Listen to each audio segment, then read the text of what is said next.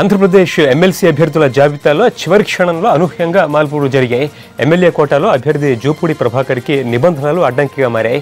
ఎమ్మెల్సీగా పోటీ చేయాలంటే తప్పనిసరిగా ఆ రాష్ట్రంలో ఓటు హక్కు కలిగి ఉండాలి. కానీ జూపూడికి ఆంధ్రప్రదేశ్లో ఓటు హక్కు లేకపోవడంతో ఆయన స్థానంలో మాజీ స్పీకర్ ప్రతిభాభారతి పేరు వచ్చింది. అయితే ప్రతిభాభారతి మీద కొంత సందిగ్ధత ఉంది. దీంతో పుష్పరాజ్ పేరుని పరిశీలిస్తున్నట్లు తెలుస్తోంది. పత్రాలను సిద్ధంగా ఉంచుకోవాలని ఆయనకి సూచించినట్లు సమాచారం. ఈ చివరి నిమిషం గందరగోళంతో గవర్నర్ కోటా జాబితాలో కూడా మార్పులు జరిగే అవకాశాలు కనిపిస్తున్నాయి.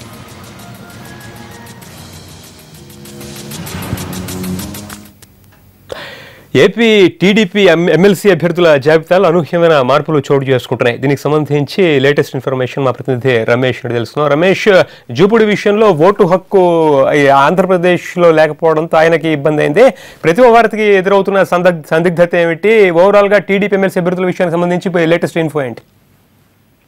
సుదీర్ఘ కసరత్తు తర్వాత కూడా తీసుకున్న నిర్ణయం కూడా అమలు చేయలేని పరిస్థితి ఇప్పుడు తలెత్తుతా ఉంది. ఏదైతే ఎమ్మెల్యే కోట ఎమ్మెల్సీకి సూచిస్తూ కూడా ఎంఏ షరీఫ్ అదేవిధంగా జూపూడి ప్రభాకర్కి ఇచ్చారో వారి పేరులో కూడా కొంత మార్పులు జరుగుతున్నాయి. జూపూడి పేరు ఖరారు అయినప్పటికీ 2 ఏళ్ల పదవీ కాలానికి ఆయనకి ఇవ్వాలని నిర్ణయించుకున్నప్పటికీ కూడా హైదరాబాద్ లో ఓటు ఉన్న కారణంగా అతని అభ్యర్థిత్వం కుదరదని తేల్చేశారు. ఈ నేపథ్యంలో ప్రతిభాభారతి పేరు తెరపైకి వచ్చింది. అయితే ప్రతిభాభారతి నామినేషన్ వేయడానికి కొన్ని టెక్నికల్ కారణాలు అడ్డొచ్చినట్టుగా తెలుస్తోంది. పూర్తి స్థాయిలో పేపర్ దగ్గర ఈ సమయంలో సిద్ధంగా లేకపోవడం, నామినేషన్ కొద్ది గంటలు మాత్రమే సమయం ఉన్న నేపథ్యంలో ఆమె పేరు బదులు ఇప్పుడు పుష్పరాజు పేరు తెరపైకి వస్తోంది. పుష్పరాజు సన్నద్ధతతో ఉన్నట్లుగా పార్టీ అధిష్టానానికి కూడా తెలిపారు. ఈ చివరి నిమిషంలో జరిగే మార్పుల్లో ఇప్పుడు పుష్పరాజు అవకాశం వచ్చినట్లుగా తెలుస్తోంది. దీనిపై మరికొద్ది సేపట్లో పూర్తి క్లారిటీ వచ్చే అవకాశం ఉంది. అయితే ఎమ్మెల్యేల కోట ఎమ్మెల్సీలో వచ్చినటువంటి మార్పుల యొక్క ప్రభావం గవర్నర్ కోట వాటిపై కూడా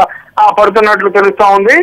కృష్ణా జిల్లాకు చెందిన పంచమర్తి అనురాధను 2 ఏళ్ల కాలానికి గాను ఎమ్మెల్యేల కోట ఎమ్మెల్సీకి నామినేషన్ వేయమంటే ఆమె తిరస్కరించిన కారణంగా ఆమె స్థానంలో గవర్నర్ కోట నుంచి బీద రవిచంద్ర యాదవ్ పేరును కూడా పరిశీలిస్తున్నట్లుగా తెలుస్తుంది. ఈ మొత్తం జూపిడి ప్రభాకర్ పేరుతో వచ్చినటువంటి మార్పుతో మొత్తం అన్ని పేర్లలో కూడా ఒక మార్పు చోటు చేసుకుంటున్నటువంటి పరిస్థితి కనిపిస్తా ఉంది. Paritosh. Right, thank you Ramesh.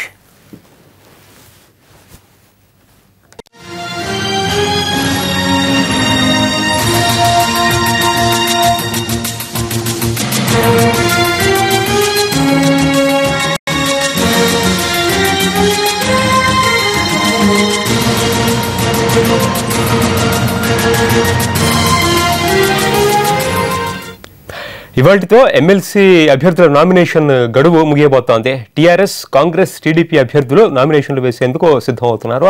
దీనికి సంబంధించి లేటెస్ట్ అప్డేట్స్ మా ప్రతినిధి చంద్రశేఖర్ అందిస్తారు. చంద్రశేఖర్, తెలంగాణ ఎమ్మెల్సీ స్థానాలకు వచ్చేటప్పటికి ఏకగ్రీవం కావడం లేదు. మరి నెంబర్స్ ఏ విధంగా ఏ పార్టీకి అనుకూలంగాను ప్రతికూలంగాను ఉన్నాయి? ఇప్పుడు ఉన్నటువంటి లేటెస్ట్ నెంబర్ గేమ్ ఈక్వేషన్స్ మీ విశ్లేషణ ఏమిటి? పరితోష్, తెలంగాణలో జరుగుతున్న ఎమ్మెల్యే కోట ఎమ్మెల్సీ ఎన్నికలు ఆసక్తికరంగా మారుతున్నాయి. మొత్తం 6 స్థానాలకు గాను 7వ అభ్యర్థి కూడా బరిలోకి నిలిచే అవకాశం ఉండడంతో ఇక్కడ పోలింగ్ అనివార్యం అయ్యేలా కనిపిస్తూ ఉంది. తెలంగాణ టీడీపీ అభ్యర్థి నిలపడానికి ప్రయత్నాలు చేస్తోంది. ఇంకా అభ్యర్థిని ఖరారు చేయనప్పటికీ వరంగల్ జిల్లాకు చెందిన వేం నరేందర్ రెడ్డి, అలాగే నిజామాబాద్ సంబంధించిన అరికెల నర్సారెడ్డి పేర్లు పరిశీలనలో ఉన్నాయి. నిజామాబాద్ జిల్లాకు తిరిగి ప్రాతినిధ్యం కల్పించాలనే ఉద్దేశంతో చంద్రబాబు నాయుడు అరికెల నర్సారెడ్డి వైపు మొగ్గు చూపుతుండగా అయితే మాజీ ఎమ్మెల్యే వేం నరేందర్ రెడ్డి పార్టీకి చేసిన సేవలకు గాను అతనికి అవకాశం ఇవ్వాలనే వాదన కూడా మరొకటి వినిపిస్తోంది. ప్రస్తుతం తెలంగాణ అభ్యర్థి ఎంపిక సంబంధించి తెలుగుదేశం పార్టీ కార్యాలయంలో ఒక సమావేశం జరుగుతుంది. ఈ సమావేశం తర్వాత నిర్ణయం తీసుకునే అవకాశం ఉంది. అభ్యర్థి ఎవరైనా తెలియ అవకాశం ఉంది. మొత్తానికి 6 ఖాళీలకు 7 మంది అభ్యర్థులు బరిలోకి తిరుగుతున్నటువంటి ఓటింగ్ అనివార్యంగా కనిపిస్తోంది. జూన్ 1వ తేదీన ఈ ఓటింగ్ జరిగే అవకాశం ఉంది. మొత్తానికి టీఆర్ఎస్ 4 ఎమ్మెల్సీలను తేలిగ్గా గెలుచుకునే అవకాశం ఉంది. తనకున్న ఎమ్మెల్యేల బలంతో 5 అభ్యర్థిని బరిలోకి దించడం ద్వారా టీడీపీకి విజయ అవకాశాలు లేకుండా చేయాలని, తెలంగాణ శాసన మండలిలో టీడీపీకి ప్రాతినిధ్యం లేకుండా చేయాలనేది టీఆర్ఎస్ ప్రయత్నం చేస్తూ ఉంది. బీజేపీ అభ్యర్థిని టీడీపీ బలపరిచిన బీజేపీ అభ్యర్థిని బరిలో ఉంటే టీఆర్ఎస్ 5వ అభ్యర్థిని ఉపసంహరించుకోవాలనే ఆలోచన కూడా గతంలో చేసింది. అయితే టీడీపీ ఇప్పుడు బరిలోకి దిగుతుండటంతో టీఆర్ఎస్ తన అభ్యర్థిని పోటీకి నిలబడడానికి సిద్ధమైపోయిన నేపథ్యంలో ఈ నెంబర్ గేమ్ ఎటు మారి ఎటు తిరుగుతుంది అనేది కూడా ఆసక్తికరంగా మారింది. మరోవైపు కాంగ్రెస్ అభ్యర్థి ఆకుల లలిత నామినేషన్ కోసం ఇప్పుడే సిఎల్పీ కార్యాలయానికి చేరుకున్నారు. ఆమెకు మద్దతుగా కాంగ్రెస్ పార్టీ ఎమ్మెల్యేలందరూ కూడా ఇప్పుడే సిఎల్పీ కార్యాలయానికి వస్తూ ఉన్నారు. ఇప్పుడు ఉన్న పరిస్థితుల్లో తెలంగాణ శాసన మండలిలో ఉన్న సీట్లకు సంబంధించి రేపు ఎలక్షన్ జరగబోయే సీట్లకు సంబంధించి బలాబలాలను చూస్తే మొత్తం టీఆర్ఎస్కు 63 మంది ఎమ్మెల్యేల బలం ఉంది. ఆ పార్టీకి సొంతంగా 2 బీఎస్పీ, 4 టీడీపీ, 4 కాంగ్రెస్, అలాగే 7 ఎంఐఎం ఎమ్మెల్యేల మద్దతు టీఆర్ఎస్కు లభిస్తున్న నేపథ్యంలో దాదాపు 85 మంది ఎమ్మెల్యేల మద్దతు ఆ పార్టీకి ఇప్పుడు కనిపిస్తూ ఉంది స్పష్టంగా.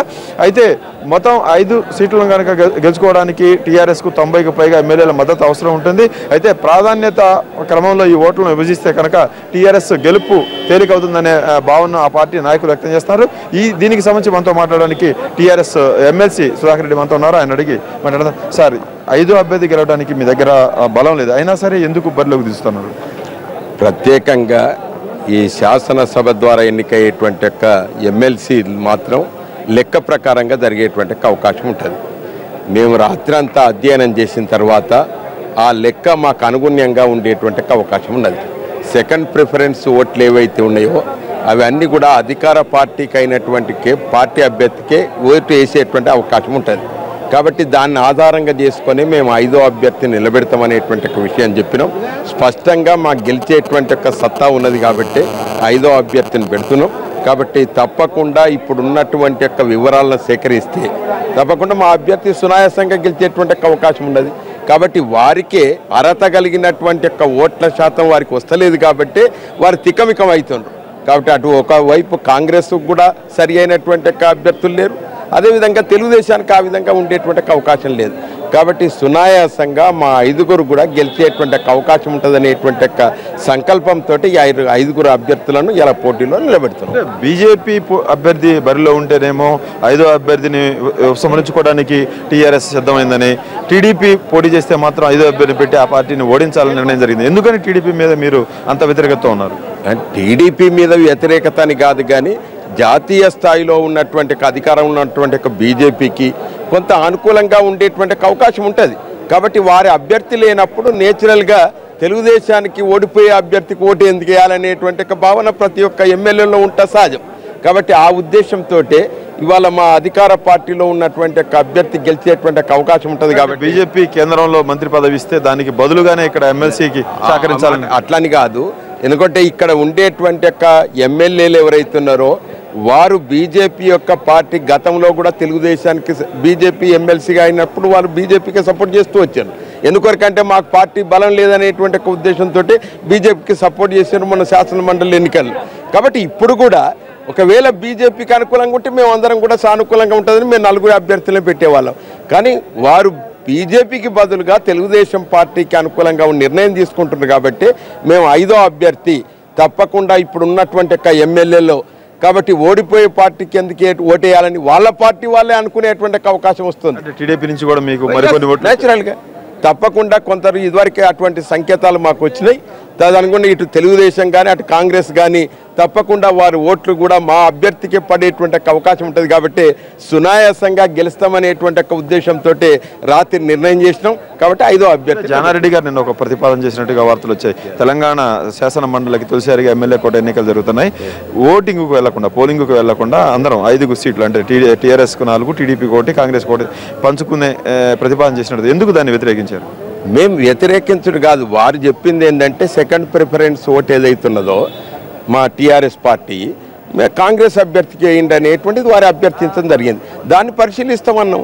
మేము దాని గురించి ఏం ఆలోచన తెలుగుదేశం పార్టీకి సంబంధించినటువంటి విషయానికి వచ్చినప్పుడు మాత్రమే వారికి బలం లేదు. కాబట్టి మీరు కాంగ్రెస్ వాళ్ళు వారికి సపోర్ట్ చేసేటట్లేదు, ఇతర ఎవరైనా ఏ అభ్యర్థులు కూడా వాళ్ళకి సపోర్ట్ చేసేటువంటి అవకాశం లేదు. కాబట్టి అధికార పార్టీ అయినటువంటి మా పార్టీకి సంపూర్ణ మద్దతు తెలుపుతున్నారు. కాబట్టి మేము సునాయాసంగా గెలుస్తామనేటువంటి ఉద్దేశంతో మా క్యాండిడేట్ను ఫీల్డ్లో పెట్టాం. టీడీపీ గుర్తుతో గెలిచి టీడీపీ ఓట్లతో గెలిచి టీడీపీ ఎమ్మెల్యేలుగా అయిన వాళ్ళు ఆ పదవులకు రాజీనామా చేయకుండా మీ పార్టీకి వేసే ఓట్లతోటి వాళ్ళని ఎమ్మెల్సీగా చేసుకొని మీ పార్టీ ఎమ్మెల్యేగా ఎంతవరకు నైతికత ఉంది? ఇది రాజకీయం. నైతిక విషయానికి వస్తే ఫస్ట్ వాళ్ళు నైతికం మాట్లాడాలి. ఆంధ్రప్రదేశ్ రాష్ట్రంలో వారు చేస్తున్న నైతికం ఏమిటో చెప్పి మమ్మల్ని అంటే మేము ఒప్పుకునేటువంటి వాళ్ళం. వారు చేస్తున్న నంబర్ గేమ్లో వారు చేస్తున్న పని అదే. కాబట్టి నంబర్ గేమ్ కాబట్టి ఈడ ఎమ్మెల్యేల ద్వారా ఎన్నికయ్యేటువంటి ఎమ్మెల్యేలు అందరూ కూడా మాకు మేము చెప్పి చేస్తున్నాం. ఎందుకంటే పునరీకరణలో భాగంగా మా తెలంగాణ వచ్చింది కాబట్టి దాన్ని బంగారు తెలంగాణ మార్చుకోవాలనేటువంటి ఒక సంకల్పంతో అందరూ కూడా పోరాటం చేసిన వాళ్ళే, తెలుగుదేశం వాళ్ళు పోరాటం చేసిన వాళ్ళే, కాంగ్రెస్ వాళ్ళు పోరాటం చేసిన వాళ్ళే. కాబట్టి మనం అనుకున్నటువంటి ఒక బీదల పార్టీ ఇలా వచ్చింది కాబట్టి దానికి అనుకూలంగా ఉండాలనేటువంటి ఒక ఉద్దేశంతో అందరూ మాతో మమేకమై వస్తున్నారు. కాబట్టి మమేకమైనప్పుడు మేము తప్పకుండా దాన్ని అడ్వాంటేజ్ తీసుకోక తప్పదు. Thank you. మొత్తాన్ని చూస్తే ఈ నెంబర్ గేమ్ ఆసక్తికరంగా మారుతా ఉంది. మొత్తం 15 మంది టీడీపీ ఎమ్మెల్యేలు మొన్న ఎన్నికల్లో గెలిచారు. అందులో 4 టీఆర్ఎస్ పార్టీ తీర్థం పుచ్చుకున్నారు. వాళ్ళ మీద ఇప్పటికే అనర్హత వేటు వేయాలని టీడీపీ అటు న్యాయస్థానంలో పోరాడుతూ ఉంది. ఇక్కడ అసెంబ్లీలో కూడా కంప్లైంట్ చేసింది. ఆ కంప్లైంట్గా ఉండగానే ఇప్పుడు వాళ్ళంతా కూడా టీఆర్ఎస్ అభ్యర్థికి ఓట్లు అయిపోతున్నారు. టీడీపీకి 5 ఎమ్మెల్యేలు ఉన్న బీజేపీ మద్దతిస్తూ ఉంది. ఈ 2 పార్టీలు కలుపుకుంటే వాళ్ళ ఎమ్మెల్యేల సంఖ్య 16 మాత్రమే అవుతా ఉంది. కనీసంగా చూస్తే నేరుగా గెలవాలంటే 18 మంది ఎమ్మెల్యేల బలం ఒక్కొక్క ఎమ్మెల్సీకి కావాల్సి ఉంటుంది 6 సీట్లు గెలుచుకోవడానికి. ఈ 7 పోటీలో ఉండటం వల్ల ఇప్పుడు ఓటింగ్ షేర్ మారుతుంది, ఓటింగ్ రేటు కూడా మారుతా ఉంది. టీఆర్ఎస్ అయితే పక్క ప్రణాళికతోనే మేము వచ్చాము, ఖచ్చితంగా 5వ సీటు మేమే సొంతం చేసుకుంటామని చెప్తోంది. మొత్తానికి టీడీపీ అభ్యర్థి బరిలోకి దిగిన తర్వాతనే ఈ పోటీ ఉంటుందా లేదని చూడాల్సింది. ఎర్రబెల్లి దయాకర్ రావు తెలంగాణ టీడీపీ నాయకుడు ఇప్పుడే తెలంగాణ టీడీపీ ఎల్పీ కార్యాలయం చేరుకున్నారు. ఆయన ఆ పార్టీ ఎమ్మెల్యేలతో భేటీ అయ్యారు. ఇంకా అభ్యర్థిని నిర్ణయించిన నేపథ్యంలో ఆ పార్టీ అభ్యర్థి నామినేషన్ కూడా వాళ్ళు ఏర్పాటు చేసుకుంటున్నారు. పరితోష్. Thank you Chandrasekhar.